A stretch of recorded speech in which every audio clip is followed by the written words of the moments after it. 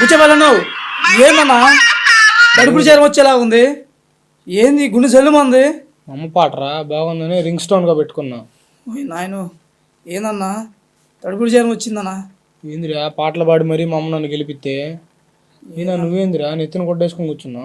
ఏం చేయమంటావన్నా, అసెంబ్లీకి పోవాలని ఎన్నో కళ్ళకన్నా, బెంచీలు కొట్టాలా ఎన్నో చేయాలని ఏం చేస్తా ఏడా కూర్చొని ఇదిగో మనం తలనొప్పిగా ఉందన్న. నాకు ఇంట్లో మనశ్శాంతి లేదు. అక్కడ అసెంబ్లీ కోసం ఎంత ఆలోచించినా కానీ వెళ్ళమో కానీ ఒక ఆలోచన పడిపోయింది నాకు. నాకు మట్టికి పోవాలని ఉండదా ఏంది? ఏందన్నా పోయేది? అన్నా నువ్వు బిగ్రెడ్ వస్తున్నాడు.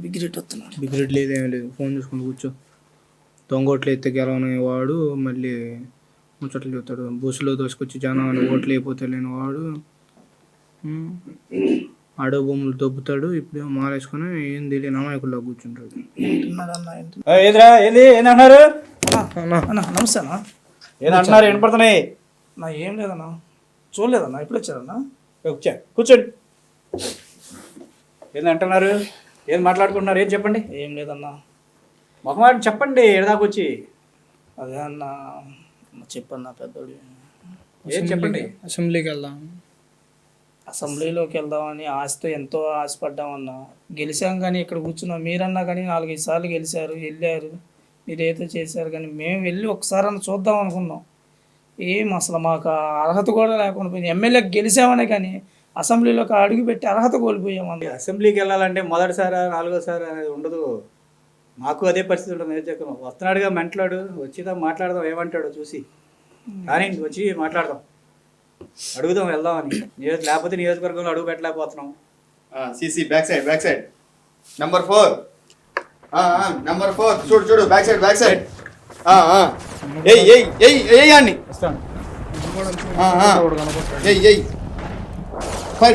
फायर करो स्कोप करो सी दे हाँ కూడా మొన్నోడు కనపడ్డాడు మంచం కింద. ఏంద్రీ ఏమో మన పార్టీ ఆ రోజు కూడా 11 మంది. ఏంది ఇటు వచ్చారు రిటర్నా? వాళ్ళు ఏదో మాట్లాడదాం అంటున్నారు. మాట్లాడు సార్. చెప్పండి అమ్మా చెప్పండి. తడవతే విజయసారి ఎట్లా తిరుగుతున్నావుగా, ట్విట్టర్ అట్లా బాగానే వస్తున్నావుగా. ఒకటే నా పేరు అన్న, మిగతాదంతా బీటెక్ బ్యాచ్తే కదన్నా. ఏంటి సంగతులు? ఏంటి ఇలా వచ్చారు? వాళ్ళు అసెంబ్లీకి వెళ్దాం అంటున్నారు. చెప్పండి అమ్మా చెప్పండి. ఏందో అసెంబ్లీలో అడుగు పెడదామని. అసెంబ్లీలో అడుగు పెడదామా? పర్లేదు మాట్లాడు.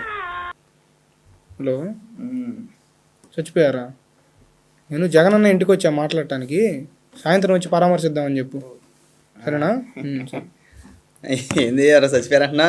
మనోళ్ళే అన్న, కార్యకర్త. మనోళ్ళేనా? పరామర్శకెళ్దాం. పరామర్శకెళ్దాం. ఏంటి ఇటు వచ్చారు? ఏంటి? అదే అన్న, నియోజకవర్గంలో వాళ్ళందరూ దద్దిగాళ్ళు అంటున్నారన్న. ఎవరినే? అదే అన్న, ఇంకా మా ఎవరు అంటారు? మనల్ని అంటున్నారన్న. మనల్నా? అవునన్నా. బిగిరెడ్డి అంటున్నారా? మొన్న 2 రోజులు చూసాం కదా బయటికి వెళ్తే ప్రోగ్రాంలు. ఎడకొచ్చేం బిగుతాడు, అసెంబ్లీలోకి వెళ్ళి ముందు మాట్లాడమను, అక్కడ పోరాడమను అని చెప్పి అంటున్నారు. మనం ఎంత కవర్ చేయాలన్నా అవట్లో వెళ్తే పోయిద్ది. అసెంబ్లీకి వెళ్ళి పోయిద్దే ఒకసారి ఆలోచించు. నాకు కూడా వెళ్ళాలనే ఉంది. అయ్యాన గెలిచాడు, స్పీకర్ అయ్యి కూర్చున్నాడు. ఆ ఇల్లు ప్రహరీ కూడా ఏదో పగలగొట్టానని చెప్పి మంచి కోపం మీద ఉన్నట్టున్నాడు. వెళ్తే మరి ఏమంటాడు ఏందో. ఒకవేళ ఆయన పోయాడు అనుకుంటే ఈ రాజు ఉన్నాడు, పుట్టడా కూర్చో అంటున్నాడు. ఆల్రెడీ మన ప్రెస్ మీట్ లో కూడా చూసాం మనం. అన్నాడు అనుకో సార్ అది కాదు.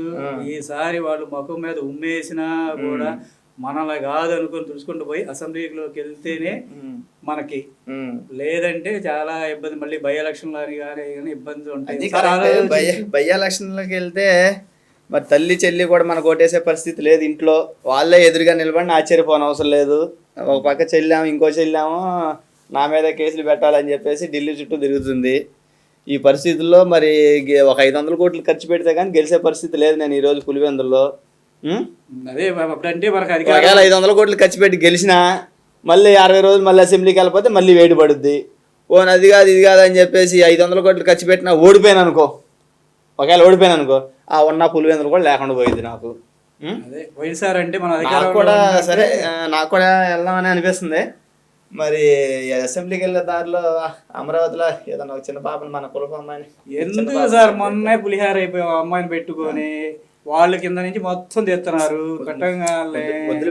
వద్దులే ముందు అసెంబ్లీకి వెళ్ళి అసెంబ్లీలో మింగించుకోవడం అంటే ఎంత చూసుకుందాం. మళ్ళీ నాకు అర్థం కాదు. ఏంద్రా ఏంటి ఏం లేదన్నా, అదే మీరు చెప్పింది ప్లాన్ చేస్తున్నాం అన్న.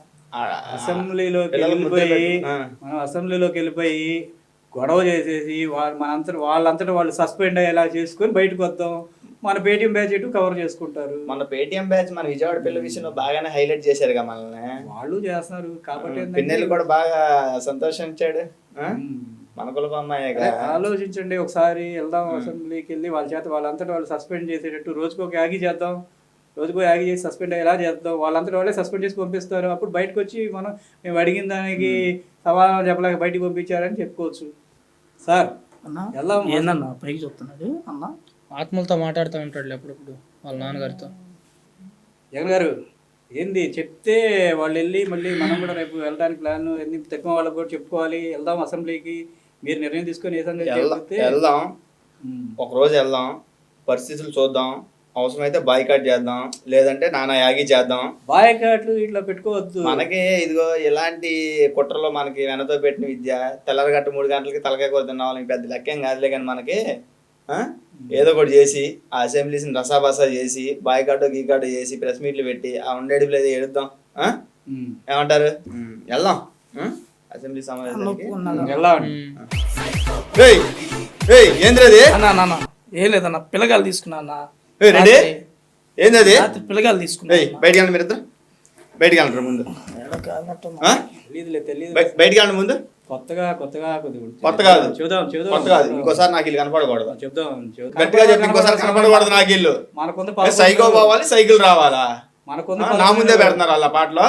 మనకుంది 11 వాళ్ళు కూడా పోయారంటే ఏం లేదు. నువ్వు నేను కూర్చొని చెంచా ఆడుకోవాలి. పోతే పోయారు.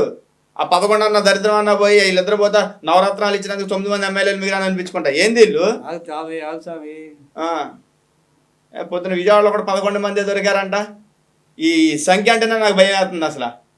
సరే మరి అయితే రేపు అసెంబ్లీకి వెళ్ళి రేపు అసెంబ్లీలో కలుస్తాం. మన వాళ్ళందరికీ చెప్పు ఉంచుతా నేను కూడా. మీరు కూడా ఒకసారి చెప్పండి మన వాళ్ళకి. ఆ మంచం కింద దాక్కున్నాం అనుకోండి. ఒకసారి రేపు వద్దు రామ్మని కలమని చెప్పినాను. సరే పిలిపిద్దాం. సరే సరే బయలుదేరిన పబ్జీ ఆడుకుంటా కాసేపు. అసెంబ్లీ సమావేశాలు అటు చూస్తే అయ్యన్న, ఇటు చూస్తే కృష్ణరాజు అన్న. వీళ్ళు చూస్తే నా ఎమ్మెల్యేలు నా మాట వింటలేదు. అటు పోతే పోకపోతే నా 500 కోట్లు స్వాహ. 500 కోట్లు పెట్టినా గెలుస్తానంటావా?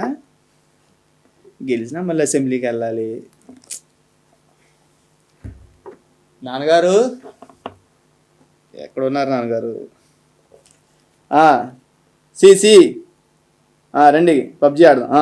CC back side. ఓకే రాగానే చంపేశారు.